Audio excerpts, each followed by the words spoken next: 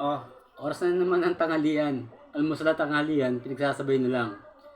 Ulam natin ngayon ay inadobong atay at balon-balunan. Oh, ito na, tikman na natin. At medyo nakakagutom na rin.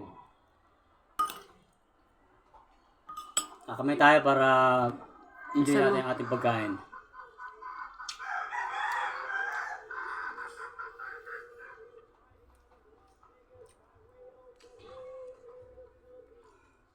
Ang sarap. Ang sarap ng pagkaka-adobo. Kasi yung kanin masarap din. Makaparami ako ng kain na naman ito. 1 minute.